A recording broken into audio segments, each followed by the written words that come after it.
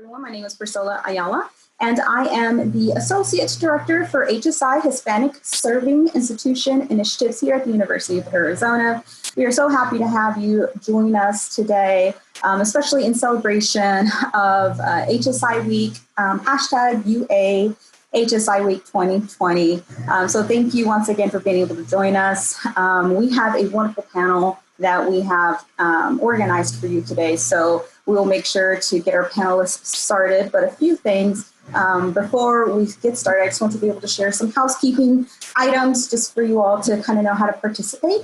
So you will see that there is a chat box, a dialogue box, and then there is a Q&A. So you can feel free to go ahead and engage through the chat box. You can also ask questions through the Q&A box. We will be reserving some time after the panel, or not after the panel, but we'll be having our panelists speak, and then after our panelists speak, we'll have some time reserved for you all to be able to ask you questions. So if you would like to type them, you can, or when we open up the floor, you can go ahead and raise your hand, and then from there, I will call on you, and then I will make sure that you get unmuted so that you can ask your question, okay? Otherwise than that, we will go ahead and get started. So again, thank you so much for being able to join us today.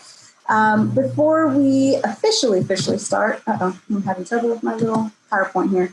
All right, so before we officially start, I did want to be able to do a land acknowledgement. It is always important to be able to recognize where the land that we are on currently, what the land that we're sitting on currently resides on. So we are currently residing on the land of the Tohono O'odham and the Pascua Yaqui people homelands. And so we want to be able to respect that, and we want to be able to also give honor to that as well. So definitely before we start, we want to be able to share that with you all.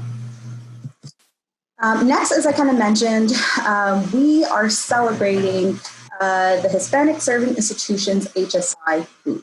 This is a celebration organized through the Hispanic Association of Colleges and Universities that really calls on all HSIs, all Hispanic serving institutions across the nation to be able to come together to celebrate and recognize the contributions that HSIs and the role that they play in their communities and the work that they do. So this week, starting obviously from September 14th, which was Monday, I believe, all the way till the 20th, you're going to see that across the nation, a lot of different colleges and universities are celebrating through a lot of great programming. So if you would like to check out what other programs are happening, you can also go onto Haku News, their social media handle, and see what else other universities are, how they're celebrating and recognizing this week.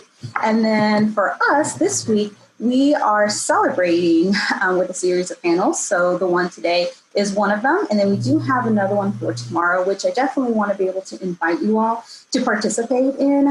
So tomorrow's panel will be from 11 to 12:30, and it will be Mountain Standard Time. It's open to anyone. You don't necessarily have to be affiliated with the University of Arizona to participate, but it is welcome to students, faculty, staff, community members as well. The title of tomorrow's panel is Examining the Graduate Education Ecosystem for Latinx Students. So we actually have the honor of having a guest speaker, Dr. Joanne Fanales, who will be joining us. She is part of the Council of Graduate Schools program, and she will be talking with us about her recent release that is focused on closing the gap in graduate degree attainment for Latinx students. So if you would like to kind of learn a little bit more about some of the different programs that the Hispanic Serving Institution Initiative at the University of Arizona host, some of these programs or events more like this, or you would like to go ahead and RSVP for that panel tomorrow, feel free to check us out on any of our social media panels at handles, or you can go visit our website, hsi.arizona.edu, to be able to do so. All right, so today, as I mentioned, we have an amazing panel organized, and this is actually in collaboration with the Office of Nationally Competitive Scholarships, along with HSI initiatives. And so you're going to see that we have 4 of our panelists, one of them who will be hearing here from Danielle Barefoot, the Assistant Director of the National Competitive Scholarships. So she'll be giving us her opening remarks to kind of help us start the conversation. And then we're going to go ahead and introduce our panelists. and hear about some of their experiences and great works that they are doing. And then, as I mentioned, we'll reserve some time to be able to have some Q&A. So feel free, if you're joining us, to utilize the Q&A box if you have questions, so that we can ask once we open up the floor. And then you'll be able to also chat in the chat box if you would like to as well. Or you can be able to raise your hand, and then I can go ahead and call on you all so that we can have you ask your questions. Otherwise than that, we'll go ahead and have Danielle Barefoot introduce herself and be able to share with us a little bit of her wisdom. Great. Thanks so much, Priscilla. I would also like to open with an acknowledgement to the Tohono O'odham and Pasquayaqui peoples upon whose land the University of Arizona resides. We recognize our responsibility to them as the original and current caretakers, and that the significance of this land is greater than a space in which we occupy or the resources that we consume.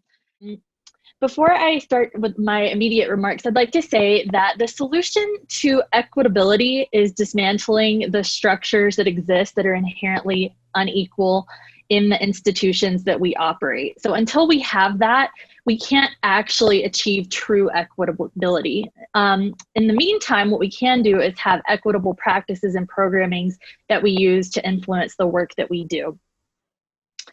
So with that, one of the main questions that you might have is, as an HSI, why should we talk about nationally competitive scholarships? Why do these things matter? And today we're here to discuss this very topic, and I hope that these ideas will spur you to reflect on your own advising or mentoring practices and how you can reach a more diverse group of students. As a Hispanic serving institution, we should be talking about nationally competitive scholarships because they are the culmination of student experience. Serving-ness is grounded in moving beyond simply enrolling Hispanic or Latinx students to actually provide them with resources and support to encourage perseverance and graduation. But we want more than that for our students, than just to go through the motions of attending class and graduating after 4 years at the University of Arizona. That's just not enough, right? In preparation for the nationally competitive scholarships, students definitely maintain a good academic record, but they're also highly involved in co-curricular or extracurricular activities around campus or the community, or even nationally or internationally.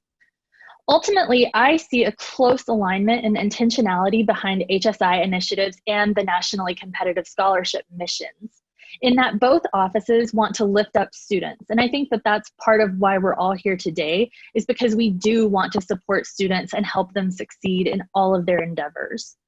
At the end of the day, we want to retain and graduate students, obviously, but we also want them to apply and win major awards. Ultimately, though, we want the students to succeed, to gain the skills necessary to be successful in their careers, and to also be more empathetic humans to others. Through collaboration and careful, equitable advising practices, we can achieve this goal. So it's not just what I'm doing on my end, it's also the work that you all do in your practices with students, and even as students in your relationships with other students. All of these things matter, and they're important to each individual student. So relating to that, the individual does matter. As Assistant Director of Nationally Competitive Scholarships, I'm tasked with shepherding students through the application process. I serve as mentor and administrator. Although I'm relatively new to fellowships advising, having only served in this role for around 15 months, my own background and experiences have deeply influenced my advising practices. I'm a first-generation student from rural Appalachia. I am a Pell Grant recipient. I have been told so many times that I would never make it in college or in grad school. I didn't belong, and yet I persevered. I am so grateful for the academic and professional mentors who saw something in me and encouraged me. And this is what I bring to my fellowships advising. This centers my practice. I don't want students to miss opportunities, especially these scholarships, because they don't know that they exist or they don't think they're competitive. And of course, I'm talking about the scholarships in my specific purview, but in reality, I want students to go after whatever it is that they want to achieve, whether it be an internal award, a national level award, an international award, if it's an internship or research experience, any of those things, they all are important.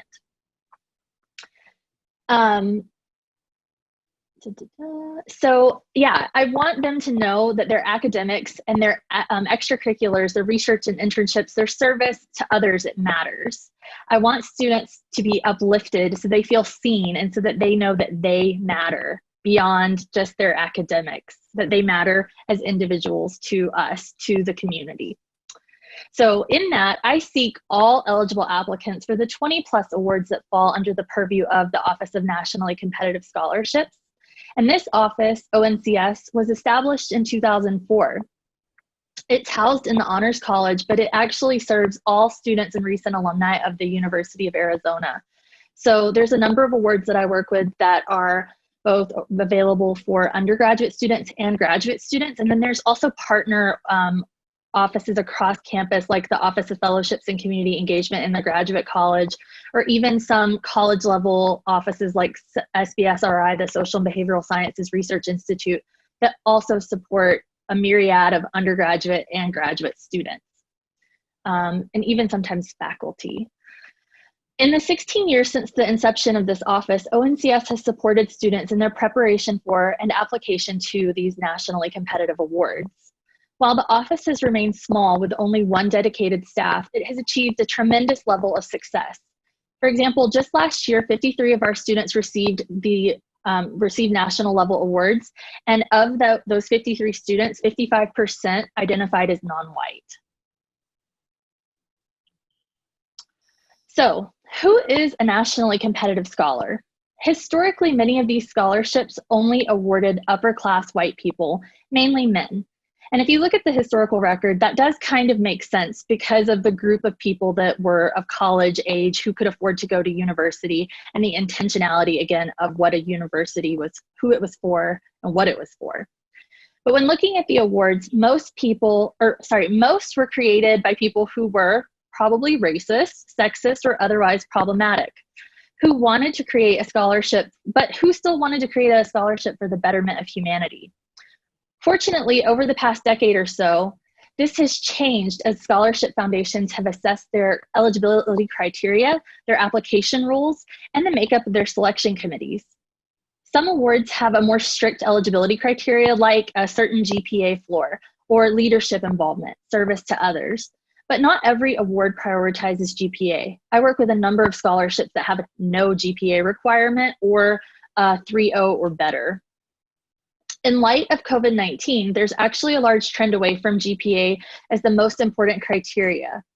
Numerous awards have actually modified their process for this year for applicants to lower the GPA floor. So with Rhodes, previously the GPA floor was a 3.9 and now it's a 3.7.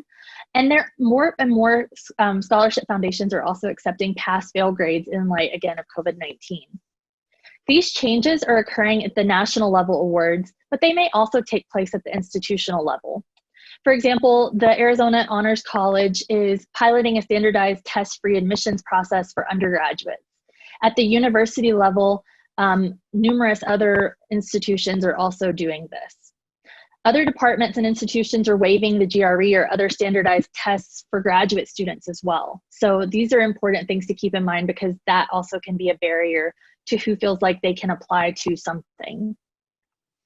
In the fellowships advising community, there are ongoing discussions about how to create more equitable advising practices, to scrutinize and, where necessary, pressure scholarship foundations to evaluate and revise their policies from the eligibility criteria all the way up to those committees. We want to have more transparency there. We want to know what's happening so we can better have dialogue with our applicants and prepare them. And internally, we're striving to improve ONCS reach. There's always more that we can do. I would say that for any of us. And this is where faculty and staff come into play. I'm only one person, and my reach is limited.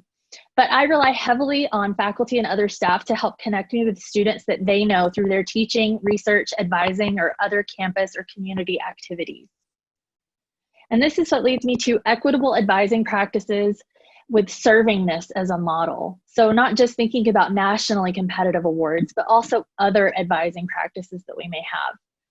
And in 2018, the University of Arizona was finally designated as an Hispanic serving institution, a recognition that's only shared by 4 other R1 AAU, American Association of University peers.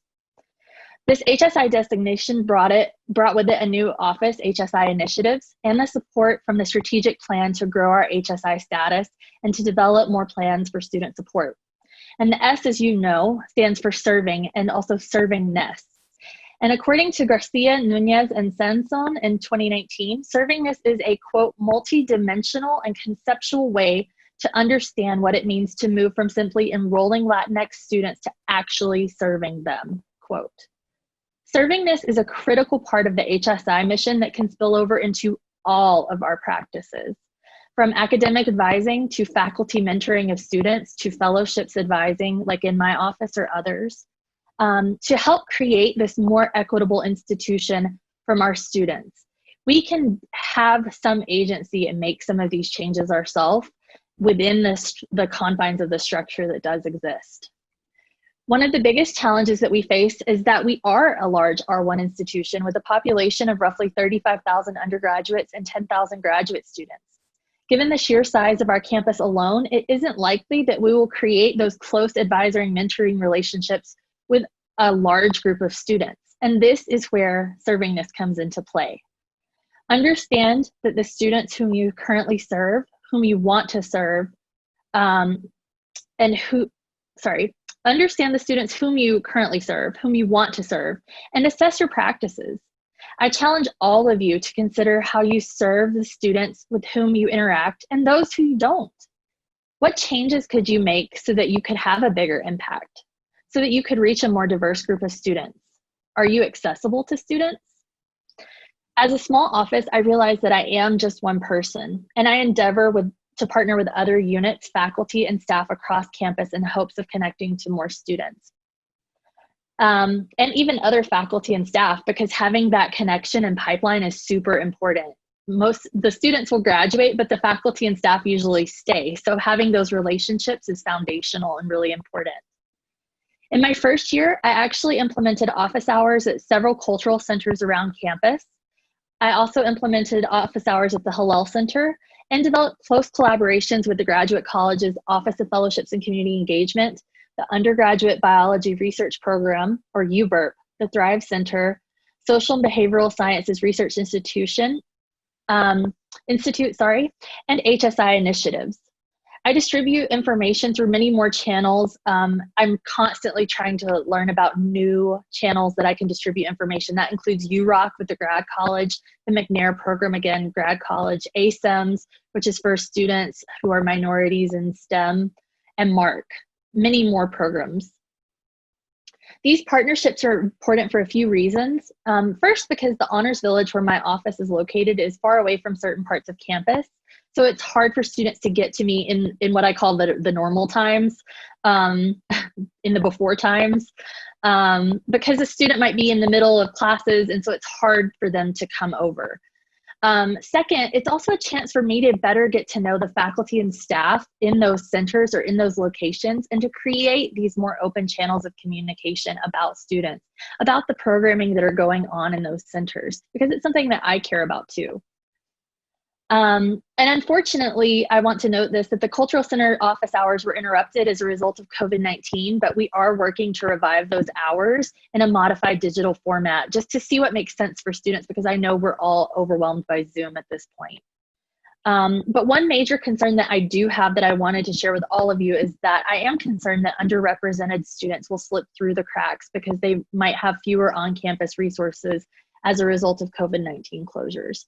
And I know that this is something that the cultural centers and other offices on campus are working to mitigate, but it is a deep concern that I have. Thank you. Thank you. Awesome. Thank you so much, Danielle, for being able to share with us some of your insight and to be able to really help start this conversation that we will be having with our panelists. So thank you so much for that. So now we are going to be switching to hear from our panel. And then, as I mentioned, we'll reserve some time at the end for Q&A. So feel free to go ahead and write your questions if you have any, or raise your hand if you have questions. And then Danielle will also be on that panel, but will also help us kind of look at the chat box and Q&As as well. So, so thank you. So yes, so on our panel, we will go ahead and introduce our panel. So thank you, panelists, for being able to join us today. We have Dr. Melissa Fitch, University Distinguished Professor of Latin American Cultural Studies at the U of A, and a past Fulbright Award recipient. She was born in Los Angeles and raised in the city of San Francisco. Dr. Fitch has received 3 Fulbright Awards and has also served on national Fulbright selection committees as well. She has mentored countless undergraduates to help them write competitive grant applications. Based on her research, teaching, and service at the U of A, she has received the General Education Teaching Award, the Creative Teaching Award, UA's 5-Star Teaching Award, and University of Arizona Excellence in Global Service Award.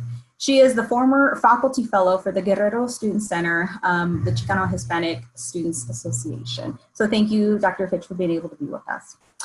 Next, we have Andrea Lara Garcia, a senior studying political science and geography with a minor in Spanish and Latin American studies at the University of Arizona.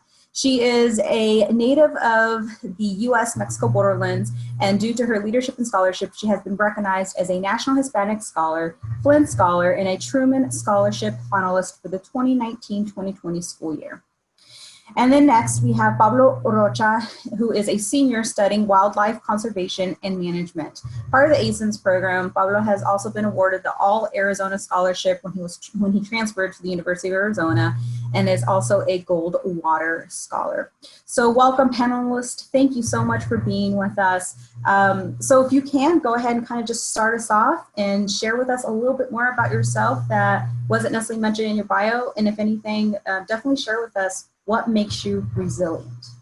I am second generation Mexican American from the borderlands, and it was not a given that I would be going to college by any stretch of the imagination. I think I am resilient. Well, I think Danielle hit upon it when she was making her introductory comments about having someone who believes in you. When you have someone who believes in you, then you feel empowered by that. And I made a resolution to myself that this is the professor that I would be with my own students. I pretty much live to mentor students in precisely this way, talking about nationally competitive awards and other opportunities that are available to them. So I think when we were talking about the Fulbrights, the reason that this is so important is that Fulbright really cares about diversity, and it's not just about diversity in terms of ethnic groups, it's also geographical diversity, because when you get a Fulbright, you're going out into the world, and when you go out into the world, the idea is that you have something to share with the country where you are. This means that we have a distinct advantage at this HSI institution, and particularly those of you who are Latinx or those of you who are advising the Latinx students, because what we have to offer is sharing our unique history with other parts of the world. I mean, this is a case that I made for all 3 of the Fulbrights, and I'm extremely proud to be bicultural and bilingual and from the borderlands. And so one of the things, I've been on all of these selection committees for the Fulbright now in the last 10 years, and I think going back to this idea of resilience, I think that what has most impressed me, and I'm always on these selection committees also university-wide, are the students who, even if they maybe don't get something the first time, they keep on going. It's like this dogged pursuit of applying for things, applying for fellowships, applying for scholarships, knowing, having faith in themselves. And again, this brings us back to somebody who believed in them. Maybe it was a parent, but maybe if you're first generation, your parents wouldn't know about these things either. So it really falls upon us as advisors, as professors, as peers, to share with students these opportunities. This is critically important because lots of times people just don't know. They have no idea what's available to them. Mm-hmm. I've served on the selection committees. It's crazy. For Africa, which you guys are saying, that's not a country. Yes, I know. It was a really big bunch of applications that I had to get through. All of the countries in Africa, for Latin America, for Egypt, and for Southwest Asia, and for China. So I've served internationally on Fulbright selection committees and nationally on selection committees.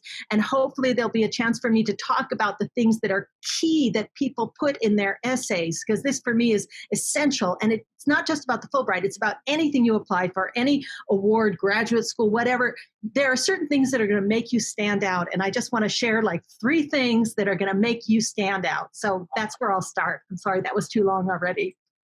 Great, thank you. Pablo, please. Yeah, absolutely. So I guess just piggybacking off of this idea of resilience, I definitely think that one of the things that pushed me forward was this desire to keep wanting to do better and this not having a fear of failure. I'm about as untraditional of a student as you can get. I failed out of college right out of high school and cooked for about 8 years in different kitchens before returning to community college. And I ended up graduating there with distinction and winning All Arizona, which was a full tuition waiver to any of the Arizona State colleges. And that's how I ended up at U of A. I was once again really lucky in that I sent out a ton of emails to different faculty at the School of Natural Resources, and Dr. Bogan, who's my current mentor and advisor, got back to me and was really excited to invite me into the lab, and he's really kind of pushed me forward on a lot of the things that I'm doing in school now. Andrea? Yeah, thank you for having me on this panel again. I think that in terms of resiliency, a lot of what I have been thinking about has already been expressed by other people on this panel. I was actually really privileged in my upbringing, and I always had a lot of opportunities that were presented to me because of the places that I went to school, for instance, before coming to the U of A. But the one thing that was really missing, I think, was seeing people who looked like me succeeding in the things that I wanted to succeed at. And that wasn't something that I really got to experience until I came to the University of Arizona.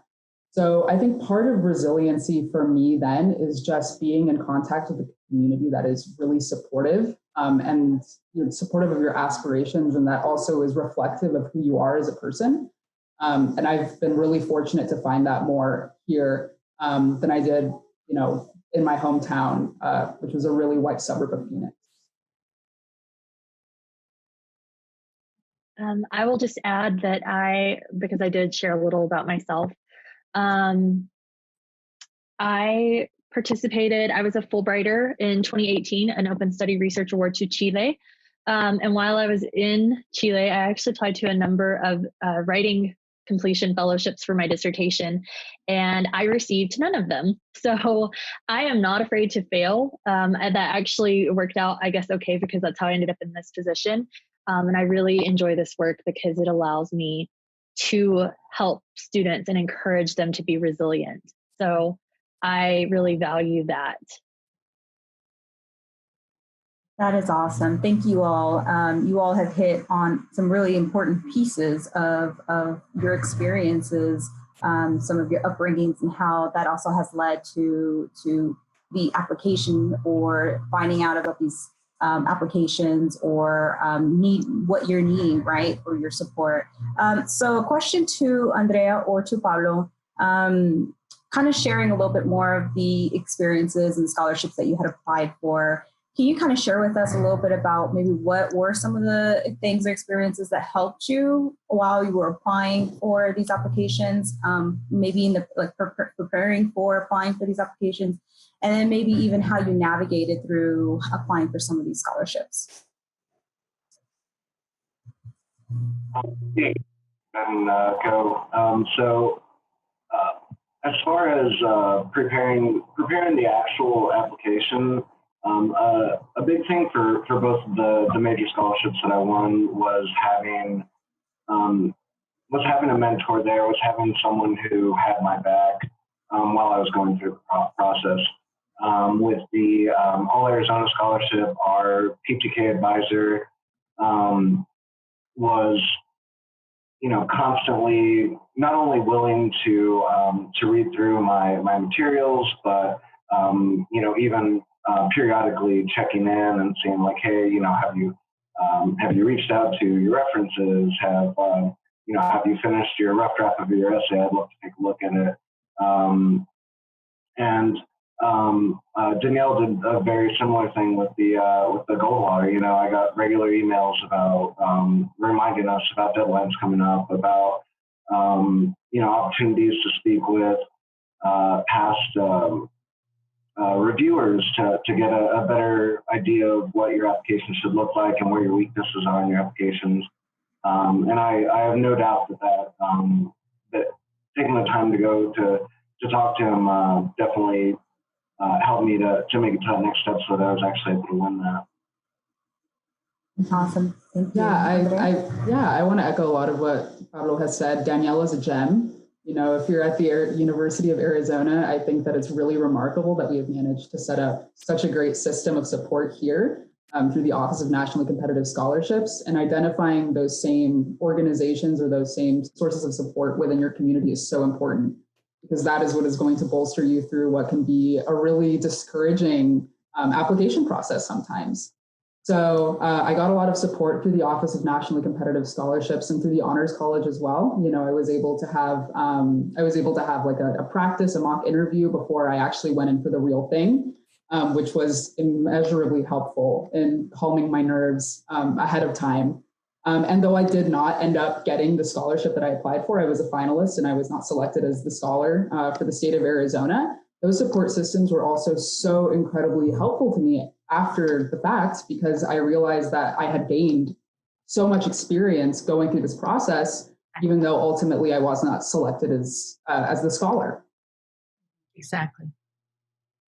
Can I just say something about because that's precisely the point. I mean, even when you go through it, even if you don't get one of the fellowships, that experience, you have that model, you've got that essay, and frankly, you're going to be writing variations on that essay basically for the next 5 years, okay, for all of the different things you apply for. So you're only going to get better, basically. Pablo said something important that also speaks to resiliency when he said he reached out to the references.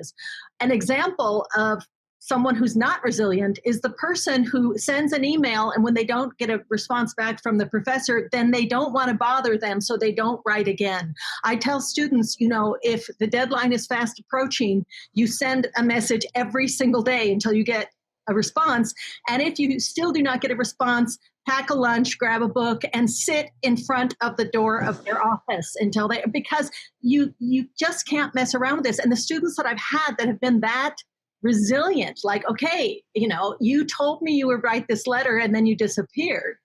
I need you to do this. So you've got to be very persistent and not be so timid about bothering the professor, wasting their time. No, you're not wasting. This is their job, okay? I mean, this is what they're supposed to be doing. And so that's extremely important. And you just can't be, you have to be fearless when you do that. It's like you're in my head. That was actually a really hard thing for me to get over. Is I don't like to ask for help in general. It takes a lot of prompting for me to get to that point. And so the idea of emailing professors or emailing anyone task or them to write a letter that says something nice about me is its own little anxiety attack. So. Yeah, I know you definitely bring up some really good points as well. To the students, I have another question. Kind of hearing what you're needing and kind of hearing a little bit about your experience as well. What more can faculty and staff do to better support you in this process and other diverse students that are applying for these type of scholarships? And this will be for Pablo and Andrea, but Melissa and Danielle can jump in whenever as well. Mm-hmm. So this is something that I encountered when I was actually sitting with the cohort of people who were interviewing for the Truman with me. This wasn't my personal experience because I did feel that I was very supported by my institution throughout the whole process.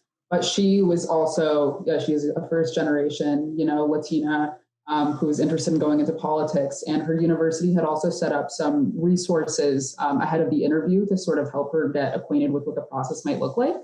But she did mention that she was feeling very intimidated throughout the interview process, the mock interview process, because all of the people on her panel were white.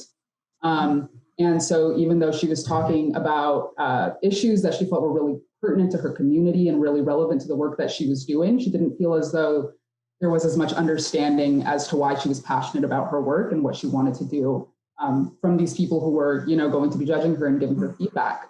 So I think that it's always important just to ensure that, when you are creating these networks of support for students, that you ensure that the diverse voices are present. Can I actually speak to this? Because this is something that I am extremely cognizant of, because I am aware, I'm hyper aware that there's a really fine line there, because faculty of color and staff of color are very overextended in the requests of things that they're asked to do. But it's one of those things that it is important to me, because representation in all aspects is important. I try and connect students with other peers that have won awards. And sometimes that's difficult because, the bulk of the awardees may have been white. But I also try and think about who is making up the panelists that I invite to review student applications, not just different disciplines, but also different identities, because those things are important, especially for some of these awards where you're asking a student to go abroad and immerse themselves in another culture, whether it be to study or to teach English or to do research. You have to have those skills necessary to communicate with a broad group of people that may not be the same as you. So I think that is super important. And I'm always looking for more faculty and staff who might be interested in serving on committees. So if you are interested, I will actually drop what I call a nomination survey in the chat. In the survey, you can tell me about your great students, and I will follow up with them, because there is something out there, whether it be in my office or a different office on campus, there's something for them. But in that survey, there's also a place where you can indicate if you would like to serve on a campus committee for ONCS. So I will drop that in the chat for those of you in attendance today. Thank you, Danielle. Dr. Fitch, with your experience sitting on some of these selection committees, and I know you kind of had mentioned you had some advice also that you wanted to be able to share, what are some of those important things that you'd want students to be aware of, as well as maybe other faculty and staff when it comes to nominating or recommending students through this process? Thank you for asking that. I get so happy when I talk about my students, my former students, because I'm so proud of them for the things that they've done. I wanted to touch just briefly on something that Danielle said about, and Andrea was getting at, about the diversity. I think it's incredibly important also for faculty members and advisors to share their story with the students, because it's not going to immediately be apparent. It wouldn't be with Danielle, for example. It wouldn't be with me. And so we need to share our stories, because it makes us much more human, I think, for a lot of our students, our Latinx students, or all of our students. Otherwise, I even have a faculty member, a colleague of mine, just to give you an example. She just applied for a Fulbright, and even a faculty member, she got her PhD at Harvard. And this is somebody who became emancipated from her parents at the age of 16, was on a full scholarship to Harvard, got her PhD from Harvard, and she gave me her essay for the Fulbright to read. And it didn't say anything about the fact that this is someone who really had to do this on her own, first generation. And so she said, I just feel kind of weird talking about that. No, you have to talk about that, because that speaks volumes. If the person reading the essay only sees Harvard, the assumption is going to be that perhaps you were one of those people who was simply privileged and had a lot of money. You need to tell your story. So my first piece of advice is own your story. And this ties a little bit to what Pablo was saying. Like, I just feel shy sharing this, or in some cases, I'm embarrassed to share this. I'm so proud of the fact that my grandmother crossed the border on foot illegally from Mexico, and that within 2 generations, there's a PhD. I mean, that's the American dream. We should be proud of those things. But many times I hear students, they bury that in their essay. If they mention it at all, they bury what makes them unique. And so my argument is, you've got to highlight what makes you unique, and you've got to make it very clear instead of feeling like you're embarrassed to share that. Okay. So that's my first thing. And that's for everybody. Like I said, this is somebody with a PhD from Harvard, and she did Oh, we're losing the internet connection. Oh, can you hear me now? No? Yes. Yeah, we can hear you. Okay. Anyway, so this isn't just students that do this. Again, this is faculty members. Everybody does this. We tend to want to be humble and downplay things. And I think you've got to really put it out there. The second thing I want you to think about is to make it memorable. Again, this is not just for a Fulbright, it's for anything you do.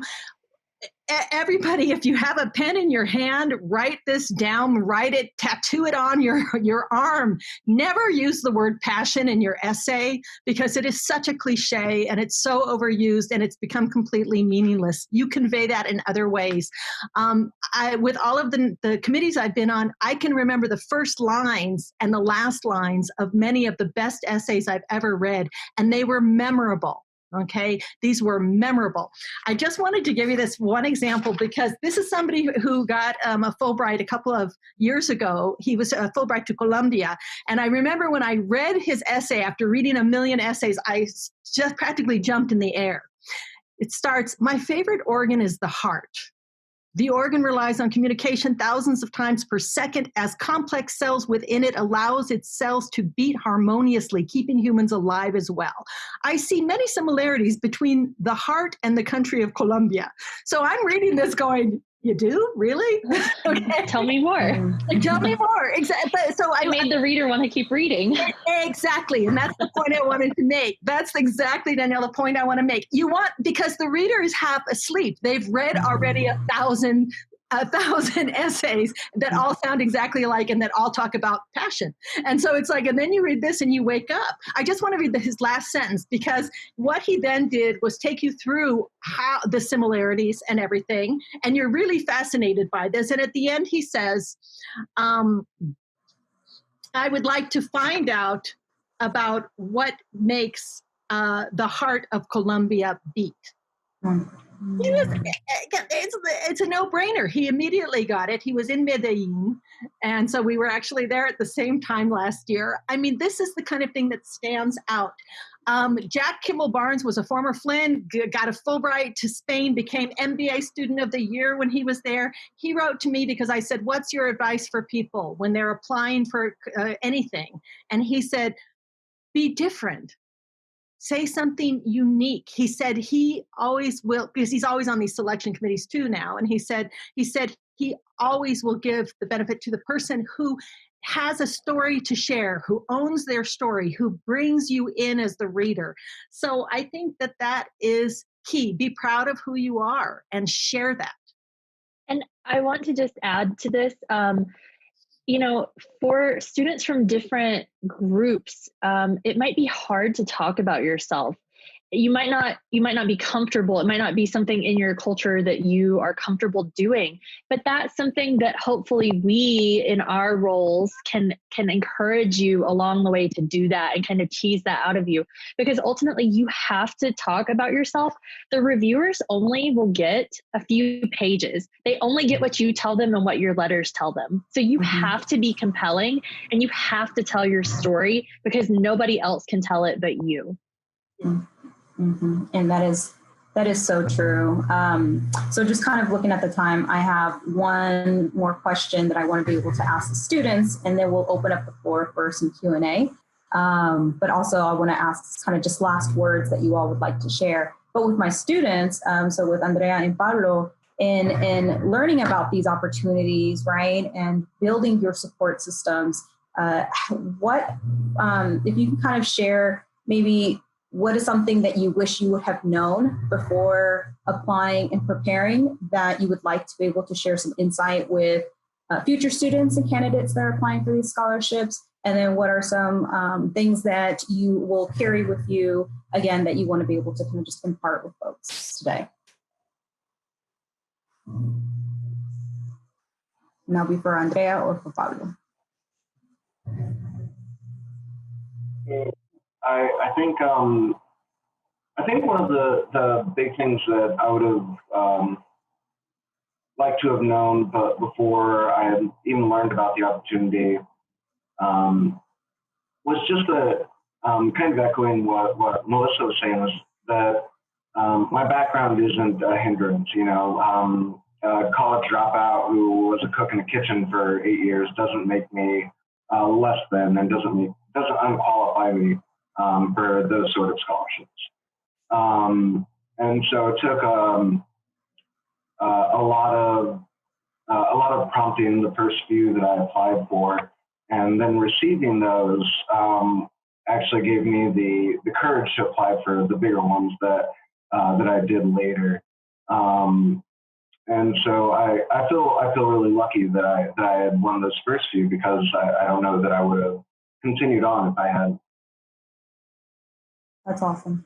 Thank you.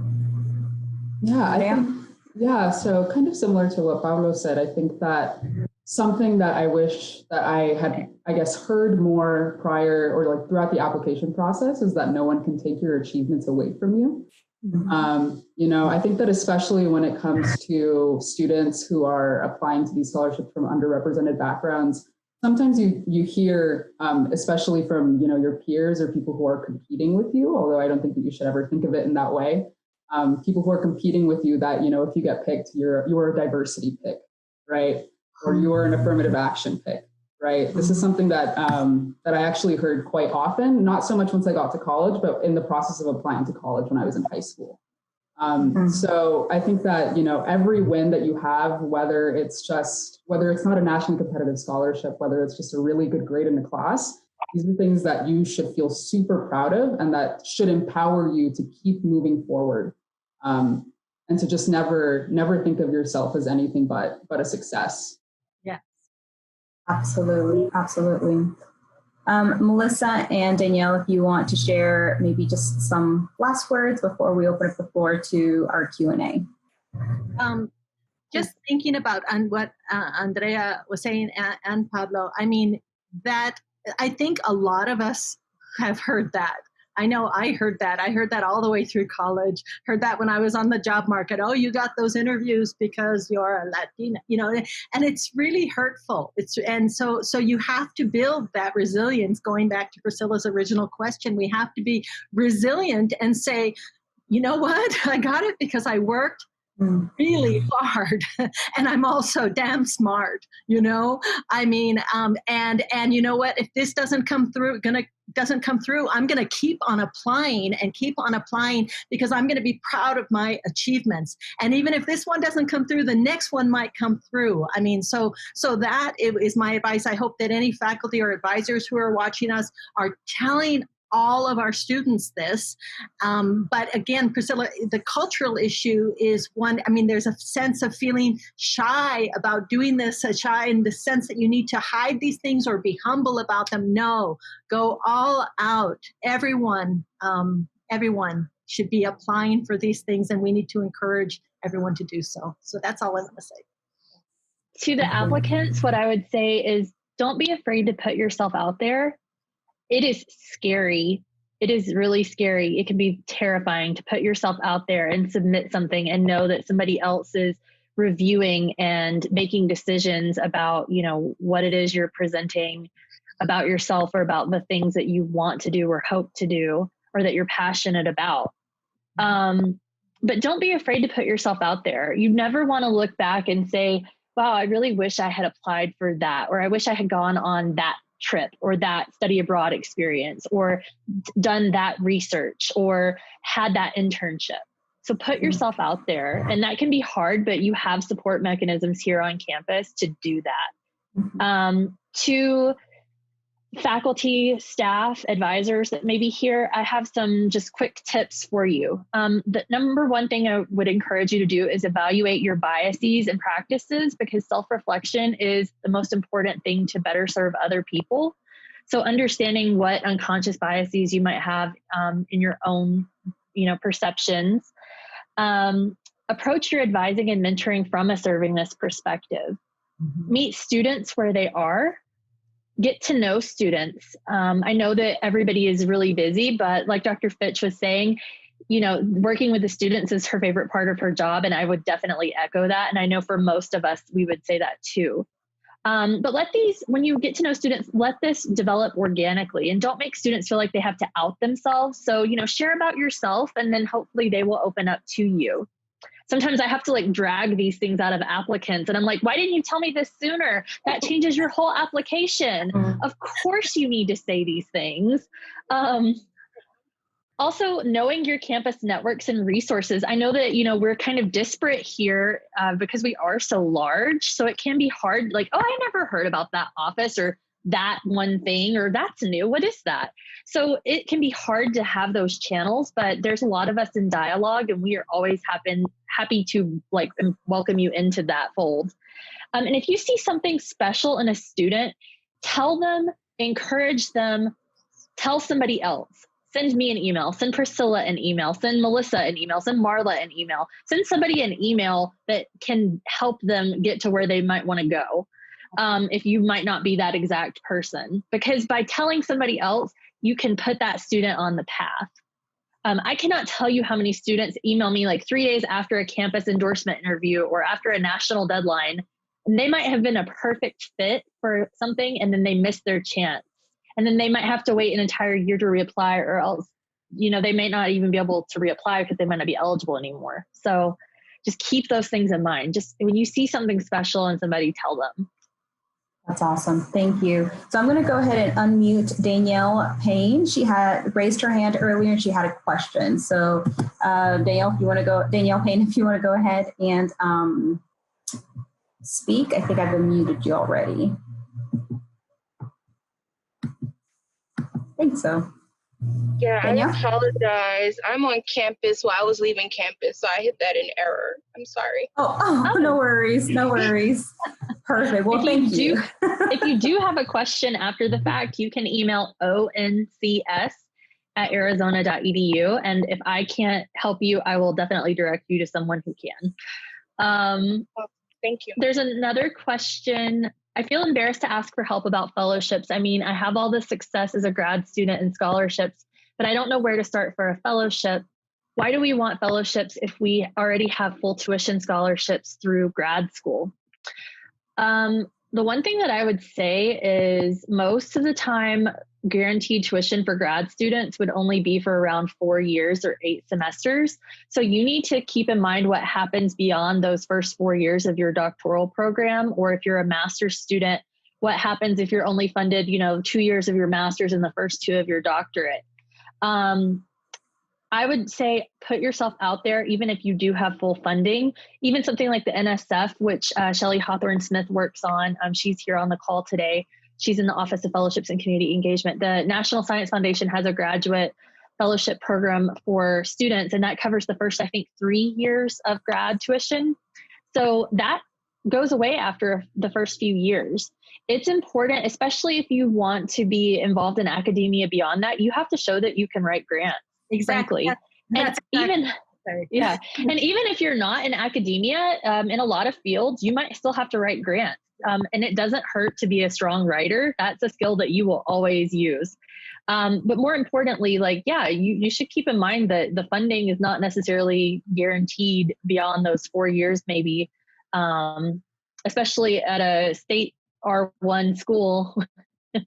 I mean, you're going to be on the job market, I assume, in academia, and almost every place you apply to is going to be in dire need of funding. Mm-hmm. So they need people who can write grants. You need to be able to show, you need to be able to prove that you can do this, and getting a fellowship is going to prove that in fact you can do this, because everybody, when we interview people to become faculty members, everybody says, oh, I can do that. That's not the same thing as saying I did that. I did that. This is what it was. This is what I did. So it's critically important for you to be thinking about your future and thinking about what it's going to be like on a very tough job market. And so this will help out. And even in grad school, not having to rely on your department for funding is really great, because it gives you more flexibility. Like we were talking about earlier, Pablo, it gives you way more flexibility to focus on the things that you want to do, that allows you to dive into the research you want to do, to build your CV out, to get the publications you need to be successful on the job market. Mm-hmm. Absolutely. We have one more question. It says, are only students in the Honors College able to get help from the Nationally Competitive Scholarship Office? No, this office serves undergraduates at the university, not just honors students. I do work with a number of grad students for things like Fulbright, but then there's also some awards that the grad college hosts that are available for people who are in doctoral programs or grad programs. So get in touch with me, because if I don't work with something if it's not in the purview of my office, I can direct you to the right person to help you get the right awards. I also do work with some recent alumni. I would say around up to 5 years post-graduation, but that's not a hard and fast number. It really just depends on what thing you want to apply for and if you're still eligible based on their application criteria. Thank you. Naomi asks, how do I go about finding scholarships for grad school as a DNP student? I applied to several through Scholarship University and only received one. So it can be really tough to find funding. I saw another question relating to, I think it was a DNP program. Several DNP program recipients or DNP program participants here. I would say if you are a doctoral level student, you need to be in touch with the grad college as your first line. So the Office of Fellowships and Community Engagement, which I did link in the chat, along with the Office of Nationally Competitive Scholarships office, which is my office. So there's a link to honors.arizona.edu/ONCS, and we will be having a new website soon that's not live yet, but it will be oncs.arizona.edu, a standalone site, because there is that confusion of, oh, well, you're in the honors college, you are housed in the honors village. Do you actually serve other students? I'm not even comfortable coming to you. And the thing is please don't let that inhibit you, especially now we're on Zoom. So I'm at home in my office at home. You can meet with me here. You don't have to feel like you're not a part of the honors college. You are welcome with me and with other offices. So for the DNP program, what I would say, yes, Shelly has a great link here that she just dropped in the chat, grad.arizona.edu/OFCE funding-101. So those awards are specifically for students that are doctoral level students or graduate level students. So this can be super helpful for those of you seeking funding. That's awesome. So at this time, I would like to go ahead and thank our panelists for being able to join us. I know it was a lot of great information, a wealth of information, but let's continue this conversation, right? So this is definitely the beginning of this conversation of how we can continue to support our diverse students at the University of Arizona, of course, of all the different colleges and universities that might be represented here. I have put my email in the chat as well as the email for Danielle Barefoot. If you would like to reach out to us for more information, feel free to go ahead and connect with us. But once again, I would like to thank our panelists. So thank you. I am clapping, even though if we were in person, obviously we would be clapping it in person. But thank you for joining us. Thank you, Danielle, for being able to, again, collaborate with us for HSI Week. And hopefully we can be able to see you all tomorrow in our panel. Otherwise than that, if you have any other questions, if you'd like to continue this conversation, feel free to go ahead and email our panelists. If you'd like to connect with them, I can be able to connect you all, or you can go ahead and connect with myself or with Danielle. But again, thank you. Have a good rest of your day. And yes, go ahead. So is there punch and cookies in the hall? I know, right? In the virtual hall, there is punch and cookies, right? Yeah, for our post webinar dialogue. I will send a virtual cookie to everyone if you follow us and connect with us on our social media hashtags. So if you would like to go ahead and follow us, or you'd like to go ahead and hashtag UA HSI Week 2020, I am then giving you a virtual cookie. But thank you all so much. Thank you for joining us today. And again, you all have a good rest of the day. Thank you. You guys. Take care. Thank you.